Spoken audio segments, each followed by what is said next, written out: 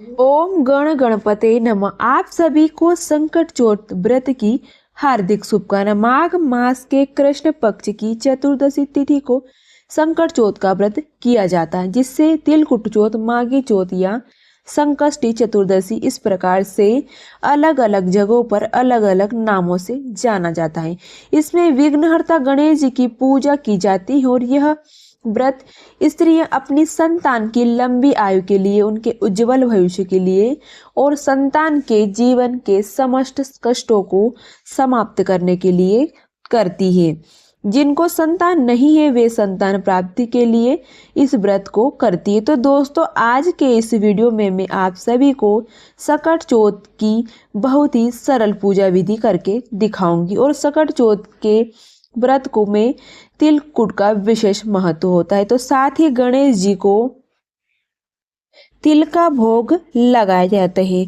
तो साथ ही गणेश जी को दुर्वा भी अत्यंत ही प्रिय। तो मैं इस प्रकार से मैं यहाँ 21 दुर्वा का बंडल बनाकर श्री गणेश जी को समर्पित करूंगी।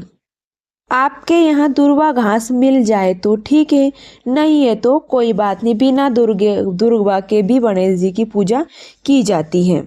पूजा करने के लिए सबसे पहले हम एक स्थान को साफ स्वच्छ कर लेंगे और वहां पर एक चौकी लगा लेंगे। आप चौकी लगा लीजिए अच्छे, और इसमें बाद आप ऊपर लाल रंग का कपड़ा ले लीजिए या पीले रंग का भी आप कपड़ा ले सकते हैं। आप चाहे तो लाल रंग का भी ले सकते हैं।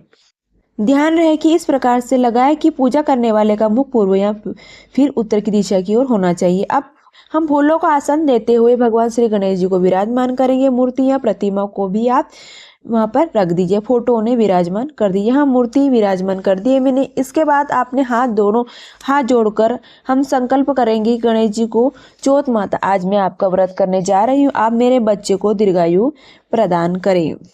ऐसे संकल्प करने के बाद फिर हम जल के छींटे लगाकर भाव रूप से भगवान श्री गणेश जी को स्नान करा देंगे। उसके बाद एक शुद्ध देसी घी का दीपक प्रज्वलित कर देंगे। आप चाहे तो देसी घी का फिर तिल का या ले सकते हैं। यह दीपक हमारी इस पूजा का साक्षी होता है। इसके बाद में देखिए गणेश जी को स्नान कराने के बाद अब हम वस्त्र स्वरूप भाव से कलावा समर्पित कर देंगे। अगर आप चाहे तो जनेऊ है तो आप जनेऊ समर्पित कर दीजिएगा, नहीं हो तो आप बगैर जनेऊ से भी भगवान की पूजा कर सकते हैं या मोली अर्पित कर दीजिएगा। अब हम भगवान गणेश जी को रोली तिलक करेंगे। दीपक भी हम तिलक करेंगे, दीपक को भी हम तिलक करेंगे।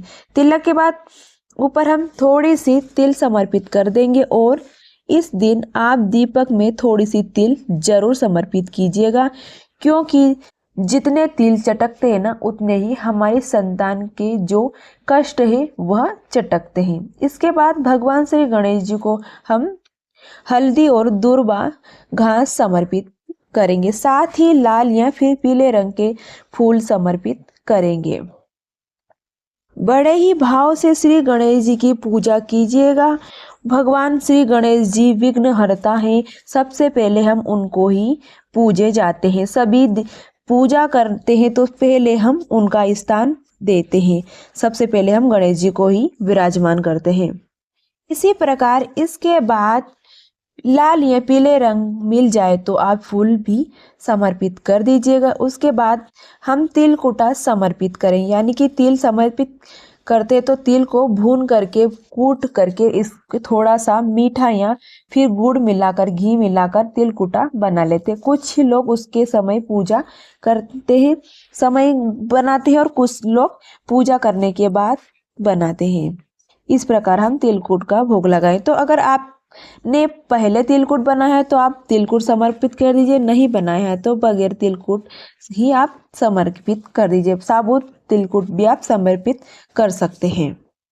तो तिल समर्पित करने के बाद हम यहाँ पर जल समर्पित कर देंगे और अब हम दक्षिणा समर्पित करेंगे। यह तो दक्षिणा यहाँ पूजा में रही कमियों को पूर्ण करने के लिए चढ़ाई जाती है। यथासमर्थ दक्षिणा हम समर्पित करेंगे। और अब चौथ माता के लिए हम साड़ी समर्पित करेंगे। साथ ही इसके ऊपर हम कुछ भी सुहाग का सामान जरूर ही रख दीजिएगा। देखिए, अगर आपको यहाँ पहला व्रत हो तो यानी कि अगर आप पहली बार संकट चौथ का व्रत कर रही हैं तो आपको साड़ी और थोड़ा सा श्रृंगार का सामान ही जरूर समर्पित करना है। लेकिन अगर आप बहुत ही सालों से इस व्रत को कर रहे हो तो फिर यह आपकी इच्छा है, आप चाहें तो साड़ी समर्पित कर दीजिएगा, नहीं तो आप केवल तिल ही समर्पित कर सकते हैं। तो यहाँ पर मैंने साड़ी और सुहाग का सामान समर्पित कर दिया है।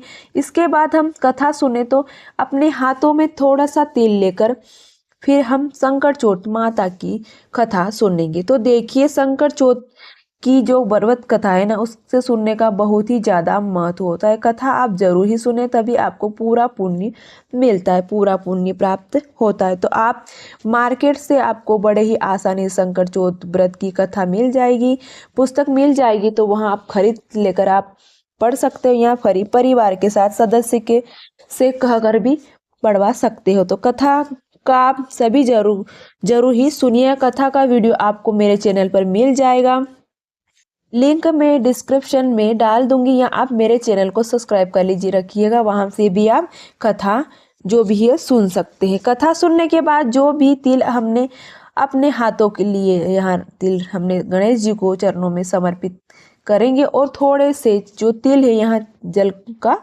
जो लोटा है ना, इसमें हम डाल देंगे। तो इस तरह से हमने यहाँ तिल है यहाँ समर्पित कर दिया है। और थोड़े से तिल जो हमारे हाथ में रहा था, कहानी सुनने के बाद इसे हम हिस्सों में बांट लेते हैं। एक से हम सूर्य देवता को, सूर्य यानी कि दिन के समय में ही अर्घ देंगे, और एक ही हम रात को समय अर्घ देंगे। तो रात को चंद्रमा को अर्घ देने के लिए आप चाहे तो थोड़े से तिल अपने पल्लू में बांध लें, या फिर किसी कटोरी में वगैरह आप रख सकते हैं। तो यहाँ पर मैंने कटोरी में थोड़े से तिल रख दिए हैं, और इसे मैं यहीं पर चौकी पर रख दूंगी। रात के समय चंद्रमा को अर्घ देने के लिए यह काम आएगा। इसके बाद हम धूप दीप जलाकर बहुत ही प्रेम भाव के साथ गणेश जी की आरती करेंगे। आरती करने के बाद हाथ जोड़कर अपनी पूजा में रही कमियों के लिए गणेश जी से क्षमा याचना करेंगे, और अपनी संतान की लंबी उम्र और अच्छे स्वास्थ्य, उनके उज्जवल भविष्य के लिए प्रार्थना करेंगे। तो इस तरह से संकट चौथ व्रत की पूजा करने के बाद हम अपने सीधे हाथ में थोड़ा सा जल लेंगे। यह जल हम चौकी के ऊपर में 2 बार करके अपने दोनों हाथ में जोड़कर लेंगे। तो इस तरह से में हमारी संकट चौथ की जो पूजा विधि थी यह संपन्न हो जाएगी। और पूजा करने के बाद यह जो जल का लोटा है, इसके हम सूर्य भगवान को अर्घ देंगे। और इसके बाद में जो भी है अपने बाएं इत्यादि निकला है, यानी कि आपने जो भी साड़ी वाड़ी रखी है, जो भी श्रृंगार का सामान रखा है, तिल और दक्षिणा इत्यादि है, यहाँ सभी चीजों को हम अपनी सासू माँ को दे देंगे। अगर